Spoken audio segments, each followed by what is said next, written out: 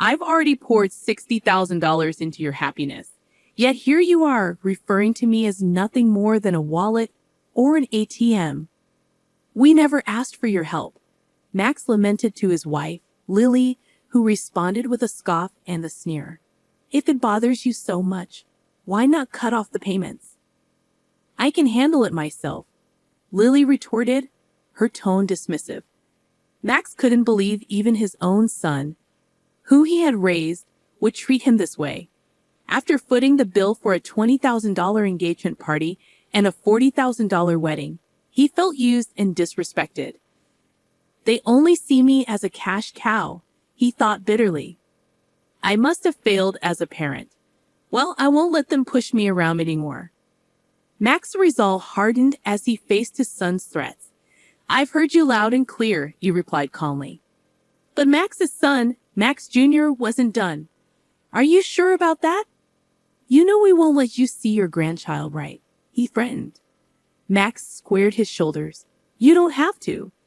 I'd be more than happy to stop the payments. From here on out, it was a steep fall for Max and Lily, who had treated me like a money tree. My name is Chloe. I'm 56 years old, navigating life solo since my husband passed away 12 years ago. Between my job and raising my 2 children, I've always had my hands full. I hold an executive position at a decent company I've been with since before marriage, earning me the label of a career woman in the eyes of the world. The children who were in high school when their father passed have now graduated college and entered the workforce, which brings me some relief. I just hope they'll settle down and start their own family soon. Lost in these musings, I lived alone in the comfortable condominium I once shared with my children. Then one day, Max called, announcing, I want you to meet the woman I plan to marry. Delighted, I agreed. Max, now 28, works as a salesman for a large corporation. Despite his past as a bit of a playboy, it seemed he was finally maturing. On the day of the introduction, Max arrived with his fiancée, Lily. Mom, it's been a while. Meet my fiancée, Lily. It's a pleasure to meet you. I'm eager to get to know you, Max introduced Lily, who worked as a receptionist at his company. She possessed a striking beauty, and I couldn't help but feel proud of my son for finding someone like her. Congratulations to you both. I'm here to support your happiness, I beamed, our conversation flowing smoothly. As we chatted, the topic of their engagement party arose. We're planning to have an engagement party soon, and I need to start making arrangements. Mom, could you cover the $20,000 cost for the party? Max asked.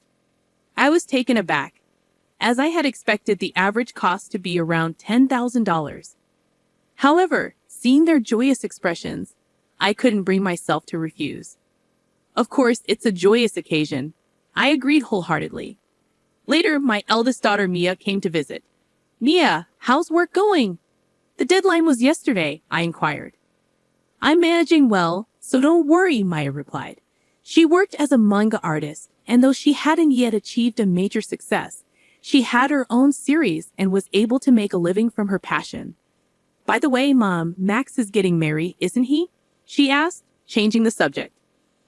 Yes, he came by the other day with his fiancée, Lily, to introduce her, and they've asked for $20,000 for the engagement party, I explained to Mia. Wow, $20,000 is the hefty sum for sure, Maya remarked. It's not just for the party. Apparently, they're planning to use it for their wedding funds and to give gifts of gratitude. Is that how it works? I questioned. And so, on the day of the engagement party, I handed over the promised $20,000. Lily and her parents looked delighted as they accepted the money. We'll use this to start our new life together, they declared, stashing away the cash. There were no gifts of gratitude as I had expected, but I reassured myself that this was typical of engagement parties. As long as they were happy, it was fine. However, a few days later, Max dropped a bombshell. I want a grand wedding with lots of guests and connections invited, maybe around 250 people. That sounds wonderful, I replied, trying to mask my surprise. And with that, Mom, I'd like to ask you to cover the upfront cost of the wedding, Max said. What? I have to pay. I thought weddings were typically funded by the couple themselves. I responded, feeling a sense of disbelief. I'm counting on you, Mom. It's quite common for parents to cover the wedding expenses. Besides, didn't I contribute a significant amount for the engagement party? Lily's parents aren't in a position to help financially, and I promised to repay you for the wedding gift, Max explained reluctantly. As I opened the bill Max had brought, my shock was palpable. The amount stated was a staggering $40,000. The idea of such an upfront cost made my head spin. Just how extravagant were their wedding plans? Wait a minute, isn't this a bit excessive? Why not plan a wedding within your means? I questioned.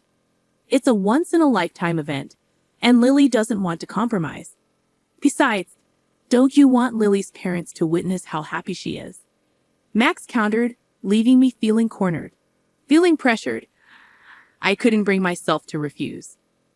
All right, it's indeed a joyous, once-in-a-lifetime occasion, I conceded. Upon seeing my reluctant consent, Max smiled and thanked me before leaving the room. Later, I transferred the hefty upfront cost of $40,000 to the wedding venue. It pained me to use the money I had diligently saved for my retirement, but I convinced myself it was for my child's happiness. 2 months later, on the wedding day, the venue surpassed my expectations in luxury. Mia and I had arrived early in the morning to change into our dresses and prepare our hair. As I approached the door to the bride and groom's dressing room, I unintentionally overheard their conversation. I can't believe we're having such a lavish wedding, all thanks to Mom, Lily exclaimed. Absolutely. She gave us $20,000 for the engagement party, and I even managed to buy a new bag. She's like a great wallet, more like an ATM. Let's keep withdrawing from it, Max. Max chimed in. That's rather harsh. Mia and I listened in disbelief. Lily continued gleefully, I bet if we ask her nicely, she'll cover the rest of the wedding costs, right? Of course she will. Leave it to me. Then we can use the wedding gift for a honeymoon trip to Hawaii. And why not bring my parents along? Perhaps we could even buy a high-rise apartment for our new home, Max added enthusiastically. That sounds perfect. Let's get my mother to cover the cost. She does have the money after all, Lily agreed. My hand trembled as I raised it to knock on the door. Sensing my distress, Mia gently led me away. With steady breaths, I squeezed Mia's hand, resting on my shoulder and whispered, Mia, there's something I need you to look into once the ceremony starts. Of course, Mom. Leave it to me. And so, Max and Lily's wedding commenced. As I watched their vows in the chapel and listened to the toasts at the reception, my mind lingered on their earlier conversation. Presenting the groom's mother, Chloe, the MC announced, and as the spotlight fell on me, all I could manage was a bow. Maya returned from her rounds of toasting and joined me. Mom, I checked with Lily's relatives. Both of her parents are perfectly healthy, Maya informed me. That's terrible. We need to address this. I'll stand by you, I assured Mia, as it was time for our first wardrobe change. Lily exited first, followed by Max. Now the groom will make his exit. Accompanying him is his mother, Chloe, who raised him single-handedly. The announcement was made, prompting me to walk down the aisle to meet Max. Max, a little tipsy and in high spirits, declared to the MC's microphone, "This is my amazing mom." Keeping a composed expression, I walked beside Max, exiting the hall, and headed straight to the dressing room where Maya was waiting.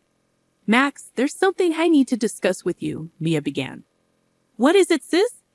Make it quick. I need to change and get back, Max replied curtly as he started to undress.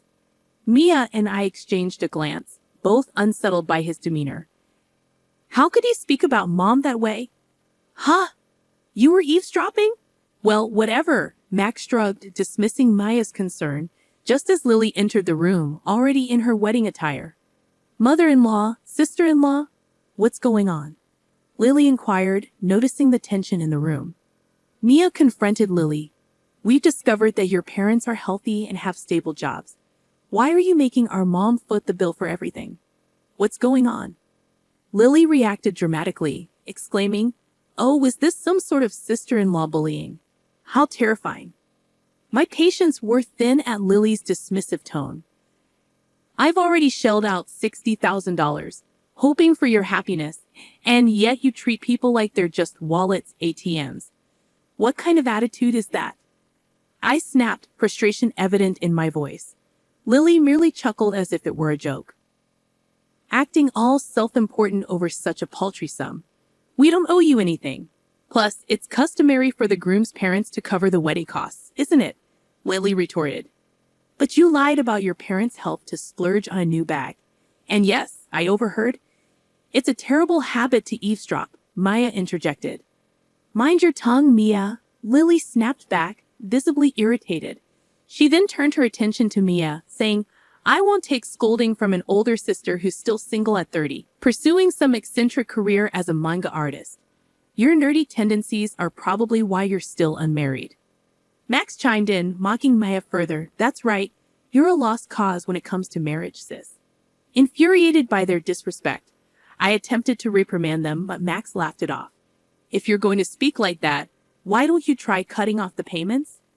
After all, I'm an elite, he jeered. I can handle it just fine. It would be a pity to lose the cash cow, Lily remarked, her tone dripping with sarcasm. I felt a pang of disappointment. I had contributed $20,000 for the engagement party and $40,000 for the wedding, and yet this was how they chose to treat me? No appreciation, only cruelty. Doubts crept in about where I might have gone wrong in raising my son. Enough was enough. I refused to be manipulated any longer. I've heard everything you've said. Are you sure about that? If you don't cooperate, you won't get to see your grandchild, Max threatened. But I stood my ground firmly. That's all right. There's no need to bring them around. I'll gladly cease the payments. Max and Lily stared at me, stunned into silence. I'm cutting ties here. I wish you both the best, I declared as I took Mia's hand, and we made our exit from the venue. The sounds of revelry from the reception echoed in the background as we left. A month later, while enjoying a quiet moment with Mia over tea at home, the intercom buzzed loudly. Oh, Mom, it's Max. What should we do? Mia asked. Let him in, dear, I replied calmly. Max, whom I hadn't seen in a month, appeared at the door looking weary and disheveled. Why the sudden visit, Max? I inquired, curious about his unexpected appearance.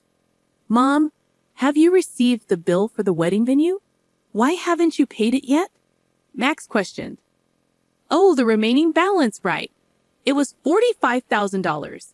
Yes, it arrived, but I don't feel obligated to pay it, I replied. Don't be like that. We didn't receive many wedding gifts in the end and couldn't cover the bill. Now we're in debt, Maya interjected with a laugh. From what I gathered at the wedding, it seems you two have gained quite a negative reputation. Max, you've been throwing your weight around at work, taking on careless tasks. And Lily, you've been belittling other women, flaunting your appearance to snag a husband. It's no wonder people were reluctant to give wedding gifts to people like you, I explained, addressing their behavior. Hey sis, stay out of this, Max snapped, visibly angered. Mia remained composed, responding, Oh, how intimidating. Yet you mock me for being a failed manga artist or an otaku. Did you know that my manga was one of the top-selling Tyoho manga this year? It's even set to be adapted into an anime and a movie next year. Needless to say, I'm in a much better financial position than you with your debts. Maya revealed her successful career. At that moment, Max's attention was drawn to something. Hey sis, is that? Yes, exactly, Mia confirmed, proudly displaying the ring on her left ring finger. I'm engaged to my editor. He's a prominent figure at a major publishing house. A real success. So we'll be able to take care of Mom on our own. We don't need your help. We never expected our children to support us. Thank you, Mia. We're planning a wedding, but we'll manage everything ourselves. Mom, you're invited, but Max, you needn't bother, I asserted. Turning to a bewildered Max, I stated firmly, Do you understand now? Don't bother us again. With Mia by my side, we guided Max towards the front door with determination. Please, Mom, and you too, sis, Max pleaded. Ah, I just thought of something. What would you even give us money for? I interrupted, noticing Max's hopeful expression as he turned around. I mentioned that director at your wedding. Turns out I didn't realize it at the time, but he's actually a client of my company. It seemed you were extending all those undue privileges because of my association. However, I've instructed them to cease such favors, I explained. I had no idea about this, Max began, but I cut him off. Please just deal with it yourself. Goodbye, I said firmly. Mia and I escorted Max out and securely locked the door behind him. Max continued to cause a commotion outside, but after some time of ignoring him, the noise eventually subsided. A year has passed since that incident. Immediately afterward, I made the decision to sell the house to prevent any future visits from Max and Lily. I purchased an apartment with elderly services, ensuring a comfortable living environment for my old age. According to a neighbor from my condo, Max and Lily showed up and caused a scene, questioning my absence. This only affirmed the wisdom of my choice. As for Max and Lily, they'd abandoned their aspirations for a luxury high-rise apartment and now reside in a cramped space. Max, it appears, faced demotion following a review of his actions. Perhaps wounded by the loss of his elite status, Max's behavior has only worsened over time. It's surprising he hasn't been terminated from his job yet. Lily, who quit her job upon marriage, continued her extravagant spending for a while, but their finances quickly dwindled. Despite their debts, Lily's lavish habits remain unchanged, and her parents persistently demand money. Allegedly, they argue daily. I can only hope that they come to understand the value of hard-earned money and learn to appreciate those around them. However, that might be too much to ask of them. Thankfully, I still maintain a close bond with Mia. Her husband is a kind-hearted man who treats me with great respect, and they are expecting a baby. I eagerly anticipate spoiling my beloved daughter and grandchild. The thought of their arrival motivates me to keep going every day.